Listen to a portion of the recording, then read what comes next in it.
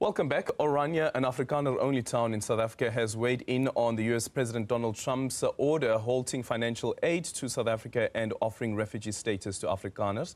Orania residents say while they are appreciative of Trump's offer to assist, they would rather it help them in their home, echoing AfriForum and Solidarity Movement sentiments. Head of Orania, US Stradom, is now joining us to have this conversation. Yes, a very good morning to you. Thank you so much for making time for us. What is it in the Trump statement that you agree with as the community of Orania?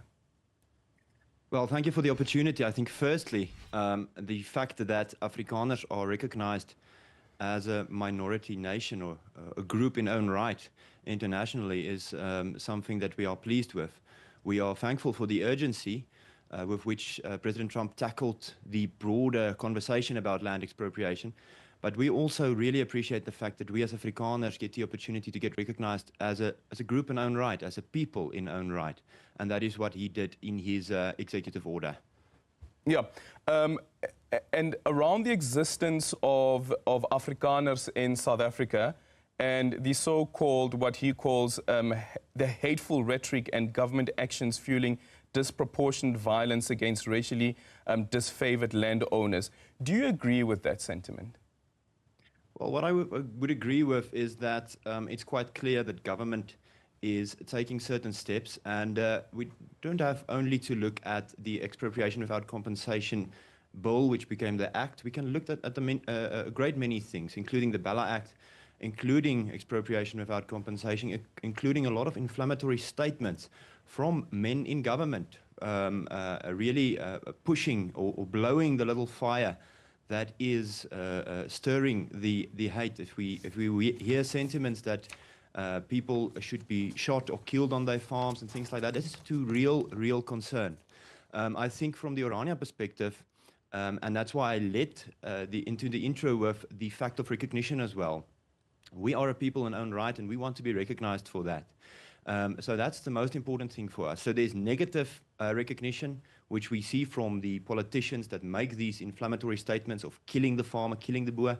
But we also have the positive recognition, not only in the USA, where President Trump acknowledged Afrikaners, but also from traditional communities in South Africa that's reaching out to Orania saying, listen, we want to run our municipalities well, our local areas.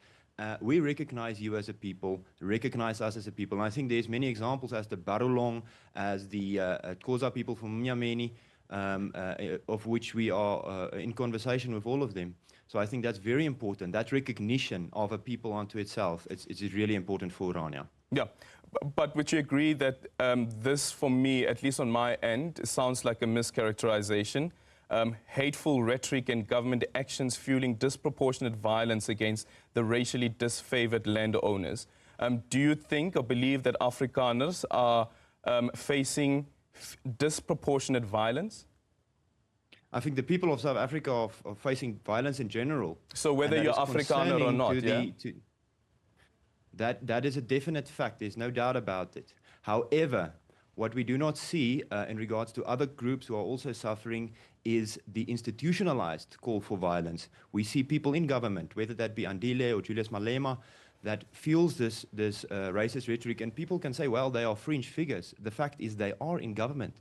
Those are people duly elected into government, where Afrikaners have a very, very small voice, and things are being voiced on an institutional level through government institutions saying, kill these people. Yeah. Now, some may make that off as a struggle song, as a historical context, but the brutal reality is that farm murders and the torture that goes with that doesn't agree with the fact that that's only rhetoric or only history. It is quite clear that the people in government singing these hateful songs and making these statements is to a great concern of Afrikaners. So definitely, on an institutional level, there is a discrepancy. There is something else. There is something that might be called revenge killings or something in that matter.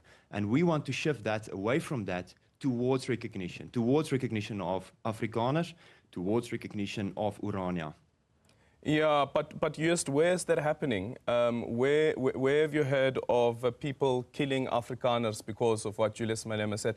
This matter was also dealt with in court, and there was no concrete evidence that was presented in court, and that's the reason why the court said singing the song "Killing the Boer, Kill the Farmer" should be considered as this is a struggle song and not necessarily incitement to violence? I don't want to dwell too much on this, but I want to answer you. I want to answer you, what must Afrikaners think when at a farm murder there is messages written on the walls with blood? What must Afrikaners think when farm murders are disproportionately violent? And that has been proven time and again. Yeah, but both you and I just agreed now that it's not true that Afrikaners are facing disproportionate violence in comparison to other groups in the country. Whether you're Afrikaner... Sorry? Sorry, can I have the opportunity? Okay. What I said is that all people in South Africa are facing the violence that is the direct effect of the inability to manage South Africa from a central position. That is why we are pro-decentralization and pro-more autonomy, so that people can manage their own affairs. However, if I said that all people in South Africa are facing violence, that doesn't mean that we are disproportionately affected by it. If you look at the amount of farmers on commercial farms and you look at the amount of farm murders, the amount of farm attacks, the amount of crime on farms, which has not been properly studied, not been properly researched, and only organizations like AfriForum taking that initiative because the government won't do it. But we do see disproportionate violence. We do see that. So what I was saying is that all groups in South Africa, all peoples, do face violence, and it is very worrisome.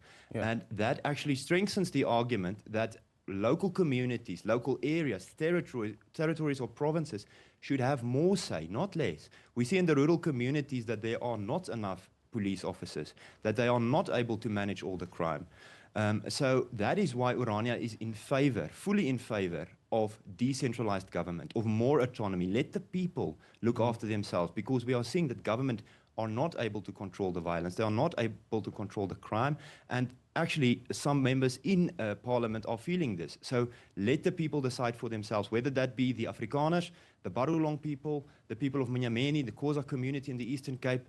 We say that is the way forward for the people of South Africa, taking the initiative to look after themselves, because government are not doing it. Okay, so I put it to you that farmers or crimes on farms are not necessarily just targeted at white farmers. You have black farmers as well that have become victims of crimes. You have farm workers themselves that have become victims of crimes, and sometimes at the hands of the farm owners themselves.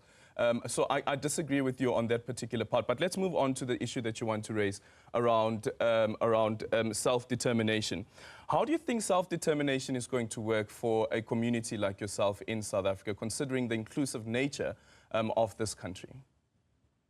Well, I think that is the perfect example to prove that in this inclusive nature, quote unquote, is to give the peoples of South Africa, the multiple peoples, the different groups, the opportunity to make decisions for themselves.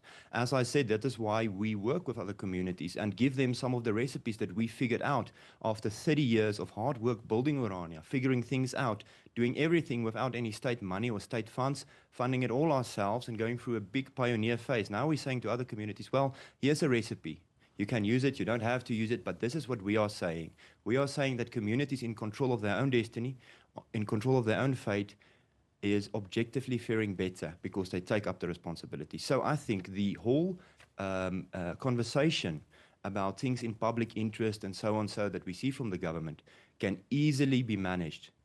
Let the public decide what is public interest. Let the communities of South Africa decide what's public interest, not some agenda that comes from above. No, much rather the peoples on ground level must be able to make those decisions. So self-determination, recognition of peoples as distinct groups, recognition of territories in South Africa, that is the best possible solution. Orania has been saying it from the late 1980s when the Orania movement was founded as Afstig. From that time, we were saying, let the peoples make decisions for themselves. And with that necessarily comes recognition and necessarily comes territory. And that is the way that we work through the land debate. That is the way that we work through the friction in this country. And that is the only way that the communities can take themselves forward peacefully. Yeah. In the statement that you issued, you say that Orania's position is clear. We do not seek to become refugees in another country, but rather to remain Afrikaners in Africa. Any assistance should therefore be locally focused. What sort of assistance do you think you can get from the United States that will help you get to this part of self-determination? We are not necessarily interested in tax dollars and handouts and help. What we want, we already got to an extent. We want recognition. We want recognition from abroad, we want recognition locally, and we want recognition from our peers. That is to say, firstly, those people are a people upon themselves, and this, they have the right to make certain decisions for themselves. That is what we want. We don't want people's money. We don't want people's handouts. We as Orania want larger recognition, greater recognition. And I think that is not too much to ask. Actually, I think that's very reasonable. That's very reasonable that we want that. And also, I spoke about recognition, and people might not necessarily understand that from the Afrikaner perspective, but let me tell you something that a lot of people miss. The moment you recognize people as a people unto themselves, as Trump did just now, there is massive opportunities that is open for such people. Now, if we go back and we say, if what Orania is saying is that they come from a long line of Afrikaners, people who are only at home in Africa. We cannot go back to Europe. We do not belong in Europe. We belong in Africa. So if people recognize us as part of this continent, as part of this country in terms of our history, a long history, more than 400 years.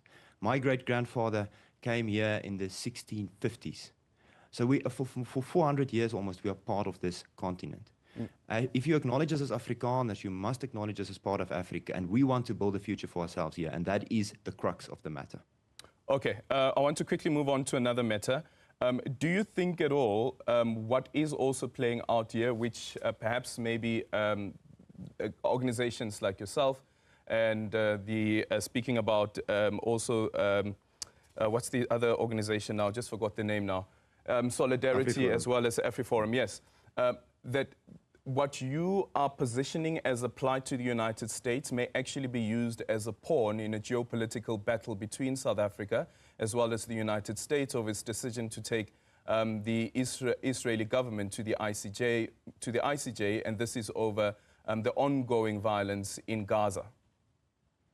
I have no doubt that in the past, as well as in the present, and obviously in the future, that geopolitical pawns that's the game of the world. It's a sad state of affairs, that things cannot be judged upon themselves, and it is possible that the fact that the ANC made worse and worse relations with the United States government also plays into this. I mean, this is a nuanced matter. It is a nuanced matter. It's also other things like the relationship between the South African government and the government of China, and the Taiwan matter, removing the de facto embassy of Taiwan from Pretoria, giving them a final warning. Obviously, there are more than one thing playing into this. However, that must not take away anything from Afrikaners as an opportunity to get greater recognition, as an opportunity to shed some light over this draconian, actually crazy expropriation laws. This is really concerning, and the fact that there's international light being thrown on this is positive. We can speculate between me and you about why this is happening, about the greater geopolitical things, but in real politics, this is what happened, and this is how it should be handled forward as a thing upon itself. Okay. Do you know of any Afrikaners that have applied to become refugees? I do not know, but obviously I won't know about for the broadness of South Africa. I do not think that the program is open yet. I am not sure how it will actually work. I think the executive order only stated that this process must be started. But I think obviously there are people who have been disproportionately economically or violently affected, and it must be their choice if they want to leave South Africa by whatever matter and by whatever way of immigration. However, we as Orania, as the Orania movement say, if someone wants to help us here. We are here. We are part of this continent, and we want a future, a stable future, mind you, here. So what we want to progress is not to be refugees in another man's country. We do not want handouts, as I said, but we ask only is for recognition to further our cause and to be a stabilizing factor here in Orania and in our broader region. Okay, thank you so much for your time. Joost Strydom is the head of the Orania movement. Dan, you just heard now what their position is on this call and the executive order by the United States President Donald Trump, and also their characterization of what's happening in the country to Afrikaners.